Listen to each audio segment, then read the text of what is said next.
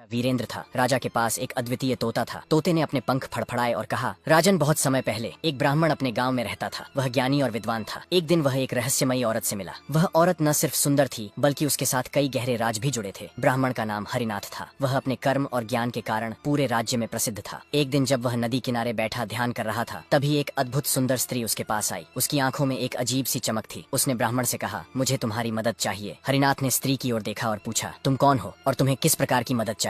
वह स्त्री धीरे से मुस्कुराई और बोली, यह एक लंबी कहानी है, लेकिन मैं तुम्हें एक राजा के बारे में बताने आई हूँ। उस राजा ने मुझे बंदी बना रखा है और तुम्हारे सिवा कोई मुझे बचा नहीं सकता। हरिनाथ को उस स्त्री पर संदेह हुआ, पर उसकी आंखों में छिपी वेदना उसे विचलित कर गई। मुझे सारी बात बताओ, उसने कहा। यह इतना सरल नहीं है, स्त्री ने कहा। तुम्हें मेरे साथ चलना होगा। राजा वीरेंद्र ने सवाल किया, अगर वह रानी कैद में थी तो वह ब्राह्मण से मिलने कैसे आ सकती है? तोता हंसते हुए बोला, महाराज, यह भी इस कहानी का एक रहस्य है। तोते ने आगे कहानी सुनाई। जब ब्राह्मण हरिनाथ ने उस स्त्री से पूछा कि वह कैद में होने के बावजूद उससे मिलने कैसे आई, तो उसने एक गहरी सांस ली और कहा, यह दुनिया वैसी नहीं है जैसी तुम देखते हो। मैं शारीरिक रूप से किले में बंद हूँ, लेकिन मेरी आत्मा अब भी स्वतंत्र है। मैं अपनी आत्मा की शक्ति से तुम तक पहुंची हूँ। यही मेरा आखिरी उपाय था, क्योंकि केवल तुम ही मुझे इस कैद से छुड़ा सकते हो। पर मैं तुम्हारी मदद कैसे कर सकता हूँ? हरिनाथ ने पूछा। स्त्री का नाम रूपमंजरी था। वह एक शक्तिशाली राज्य की महारानी थी, लेकिन अब वह एक दुर्गम किले में कैद थी। राजा शौर्यवीर ने उसे बंदी बना लिया था। रूपमंजरी ने हरिनाथ को बताया कि राजा शौर्यवीर एक अत्याचारी राजा था, जो अपने राज्य में लोगों को दबाकर रखता था। मैं राजा की रानी हुआ करती थी, रूपमंजरी ने कहा, लेकिन जब मैंने उसका एक भयानक राज्य जाना तो उसने मुझे बंदी बना लिया। हरिनाथ ने सोचा, यह किस राज की बात कर रही है और राजा शौर्यवीर ने उसे क्यों बंदी बना रखा है? हरिनाथ ने रूपमंजरी की बात सुनी और उसने निश्चय किया कि वह उसकी मदद करेगा, लेकिन इसके लिए उसे उस रहस्यमयी किले तक पहुंचना होगा जहां राजा शौर्यवीर ने उसे कैद कर रखा था। रूपमंजरी ने कहा, किले के अंदर एक ऐसा रहस्य छिपा है जिसे राजा शौर्यवीर किसी को भी नहीं बताना चाहता। अगर वह रहस्य उजागर हो गया तो उसका साम्राज्य खत्म हो जाएगा। तुम्हें किले तक पहुंचकर उस रहस्य को ढूंढना होगा। रूपमंजरी ने कहा, तुम्हारे पास बस 3 दिन है और अगर तुमने मुझे बचाने की कोशिश की तो तुम्हें अपनी जान भी गंवानी पड़ सकती। ब्राह्मण ने हिम्मत जुटाई और बोला, मैं सच का साथ दूंगा, चाहे मुझे जान की बाजी क्यों न लगानी पड़े। हरिनाथ ने रानी रूपमंजरी की बात मान ली और किले की ओर अपनी यात्रा शुरू कर दी। जब हरिनाथ जंगल के बीच से गुजर रहा था, एक बूढ़ा साधु उसके रास्ते में आ खड़ा हुआ। साधु ने गंभीर स्वर में कहा, तुम जिस किले की ओर जा रहे हो वहाँ से केवल वही जीवित वापस आता है जिसके मन में सच्चाई और साहस है। क्या तुम तैयार हो? हरिनाथ ने सिर झुकाकर कहा, मुझे यह करना ही होगा, चाहे इसका अंजाम कुछ भी हो। साधु ने उसे एक ताबीज दिया और कहा, यह ताबीज तुम्हारी रक्षा करेगा, लेकिन इसका इस्तेमाल सोच समझ कर करना। किले में पहुंचने के बाद तुम्हें 3 खतरों का सामना करना होगा। हरिनाथ जब किले के मुख्य द्वार पर पहुंचा तो उसने देखा कि किले के चारों ओर घना अंधेरा फैला हुआ था। जैसे ही उसने अंदर कदम रखा, किले के विशाल दरवाजे अपने आप बंद हो गए। अचानक उसके सामने एक विशालकाय छाया प्रकट हुई। वह छाया किसी योद्धा की थी जो तलवार लेकर उसकी ओर बढ़ रही थी। हरिनाथ ने समझा कि यह पहला खतरा है। उसे याद आया कि साधु ने कहा था, तुम्हारे पास जो ताबीज है उसे सही समय पर इस्तेमाल करो। हरिनाथ ने ताबीज को अपने हाथ में पकड़ा और मंत्र का जाप करने लगा। अचानक छाया गायब हो गई और रास्ता साफ हो गया। किले के अंदर हरिनाथ को एक बड़ा और प्राचीन दरवाजा मिला। उस दरवाजे पर अजीब लिपि में कुछ लिखा हुआ था। हरिनाथ ने गौर से पढ़ने की कोशिश की, लेकिन वह लिपि समझ में नहीं आई। तभी उसे रानी रूपमंजरी की आवाज सुनाई दी, यह दूसरा खतरा है ब्राह्मण। इस दरवाजे को खोलने के लिए सही प्रश्न का उत्तर देना होगा। अगर तुम गलत उत्तर दोगे तो दरवाजा हमेशा के लिए बंद हो जाएगा। दरवाजे पर एक प्रश्न उभरा, सत्य क्या है, जो तुम देखते हो या जो तुम महसूस करते हो? हरिनाथ ने सोचा और फिर जवाब दिया, सत्य वह है जो हम महसूस करते हैं। दरवाजा धीरे धीरे खुलने लगा और हरिनाथ ने राहत की सांस ली। जब ब्राह्मण हरिनाथ तीसरे दरवाजे तक पहुंचा तो उसने देखा कि दरवाजे पर एक विशेष ताला लगा हुआ था।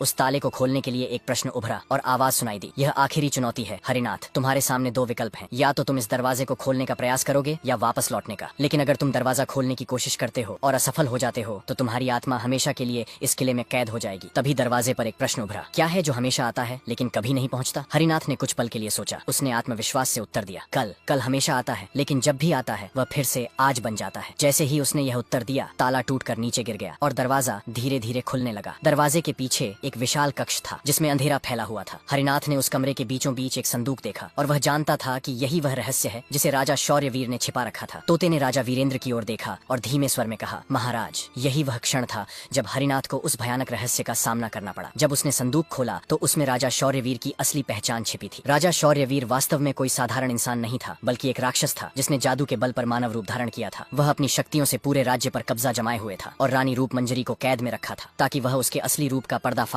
न कर सके। हरिनाथ ने संदूक के भीतर एक शिला देखी जिस पर लिखा था, जो भी इस रहस्य को उजागर करेगा उसे राजा शौर्यवीर की शक्ति का अंत करना होगा। तभी रूपमंजरी की आवाज आई, हरिनाथ, अब तुम्हारे हाथ में है कि तुम राजा का अंत करो और इस राज्य को उसकी अत्याचारी ताकतों से मुक्त करो। हरिनाथ ने ताबीज का उपयोग करते हुए राजा शौर्यवीर के जादुई प्रभाव को नष्ट कर दिया। राजा का असली रूप सामने आया और उसकी राक्षसी शक्तियां खत्म हो गईं। वह वहीं ढेर हो गया और किला रोशनी से भर गया। जैसे ही राजा शौर्यवीर का अंत हुआ, किले की जंजीरें टूटने लगीं। रानी रूपमंजरी अब पूरी तरह से मुक्त हो गई।